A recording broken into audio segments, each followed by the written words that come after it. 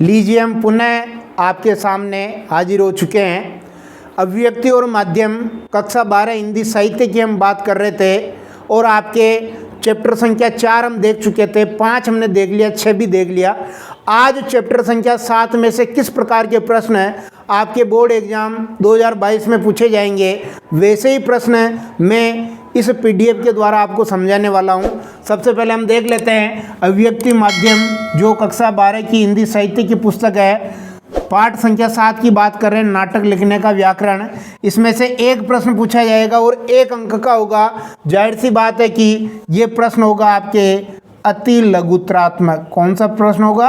अति लघुत्रात्मक ये प्रश्न होगा और ये प्रश्न होगा आपके ज्ञानात्मक का।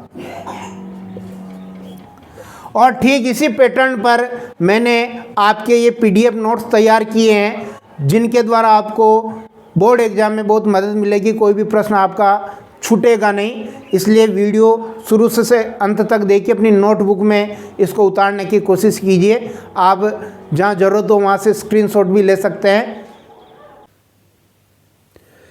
कक्षा 12 हिंदी साहित्य में अभिव्यक्ति और माध्यम जो पुस्तक है, उसके मोस्ट इम्पोर्टेंट प्रश्न हम देख रहे हैं। बोर्ड परीक्षा 2022 में ये बहुत लाभदायक होंगे। मॉडल पेपर जो आरबीएसई ने जारी किया है, आरबीएसई ने जो मॉडल पेपर जारी किया है, जिस ब्लूप्रिंट पर वो जारी किया है, उसी ब्लूप्रिंट के अकॉर्डिंग पाठ संख्या 7 नाटक लिखने का व्याकरण, इसके मोस्ट इम्पोर्टेंट प्रश्न हमने यहाँ निकाले हैं, आपके लिए बहुत लाभदायक होंगे। हमारी भारतीय परंपरा में नाटक को कौन सी संज्ञा दी गई है? पहला प्रश्न था, हमारी भारतीय परंपरा में नाटक को दृश्य काव्य की संज्ञा दी गई है। ठीक है। दूसरा प्रश्न देखिए, एक नाटक में संपूर्णता कब आती है? एक नाटक अपने लिखित रूप में सिर्फ एक आयामी होता है।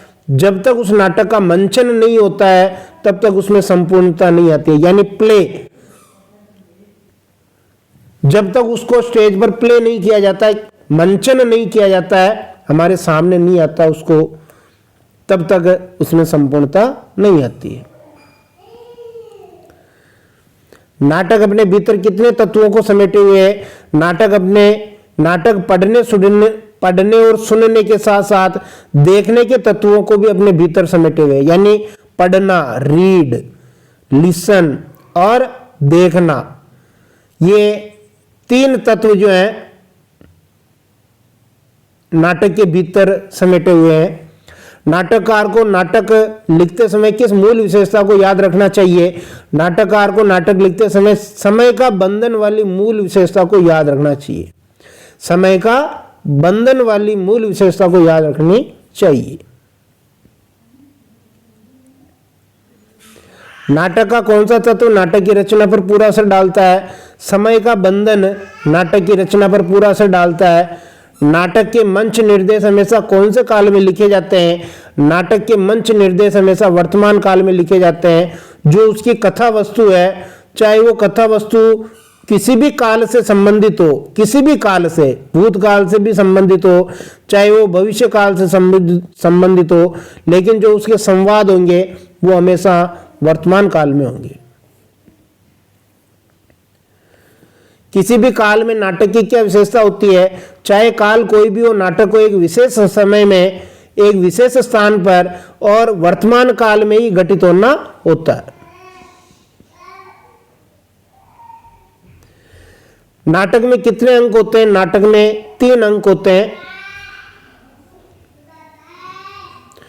भरत के नाट्यशास्त्र के अनुसार नाटक के हर एक अंक की अवधि कम से कम कितने मिनट की होनी चाहिए? 48 मिनट, 48 मिनट की होनी चाहिए। नाटक का दूसरा महत्वपूर्ण अंग कौन सा है? नाटक का दूसरा महत्वपूर्ण अंग है शब्द।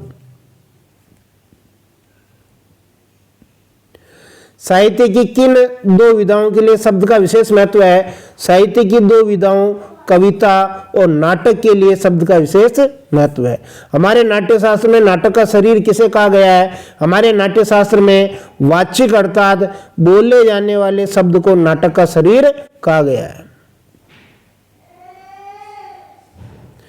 वर्णित या फिर नैरेटिव विधा किसको कहा जाता है?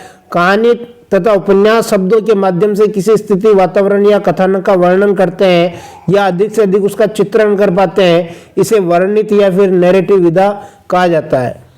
साहित्य की सभी विधाओं में नाटक के सबसे ज्यादा निकट कौन जान पड़ता है या पड़ती है? साहित्य की सभी विधाओं में कविता ही नाटक के सबसे ज्यादा निकट है।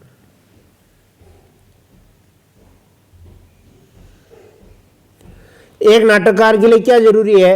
एक नाटककार के लिए जरूरी है कि वह अधिक से अधिक संक्षिप्त और सांकेतिक भाषा का प्रयोग करे जो अपने आप में वर्णित ना होकर क्रियात्मक अधिक हो। उन शब्दों में दृश्य बनाने की क्षमता भरपूर हो। वह अपने शाब्दिक अर्थ से ज्यादा व्यंजना की ओर ले जाए। नाटक की कौन सी विशेषता कहानी या उपन्यास के 20-25 पृष्ठों की बराबरी कर सकती है? नाटक का मात्र एक मौन, अंधकार या ध्वनि प्रभाव कहानी या उपन्यास के 20-25 पृष्ठों की बराबरी कर सकता है। जो ध्वनि का जो प्रभाव है, अंधकार का जो प्रभाव है, वो। एक अच्छे नाटक की क्या विशेषता है? अच्छा नाटक वही होता है जो लिखे अथवा बोले गए शब्दों से भी ज्यादा वह ध्वनित करे जो लिखा या बोला नहीं जा रहा, अर्थात जिसे लिखा बोला नहीं जा सके फिर भी उसको वो ध्वनित कर दे। ये सबसे बड़ी विशेषता है।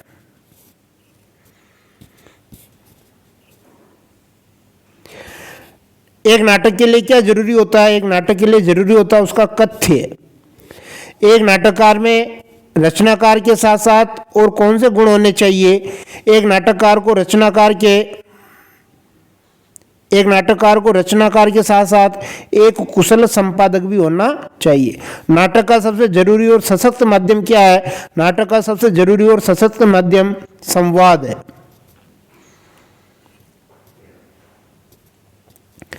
किसके बिना नाटक का काम नहीं चल सकता है? संवाद के बिना नाटक का काम तो चल ही नहीं सकता।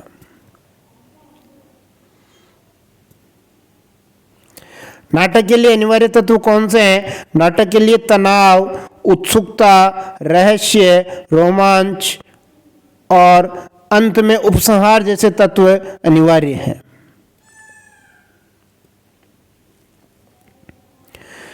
प्रतिरोध का सबसे सशक्त माध्यम क्या है? रंगमंच प्रतिरोध का सबसे सशक्त माध्यम है। कौन से नाटक सबसे ज्यादा सफल होगा?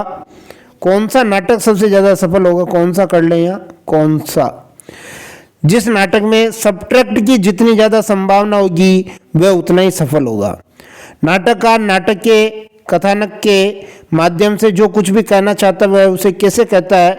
नाटककार नाटक के कथानक के माध्यम से जो कुछ भी कहना चाहता है उसे अपने चरित्रों और उनके बीच होने वाले परस्पर संवादों से यह व्यक्त करता है।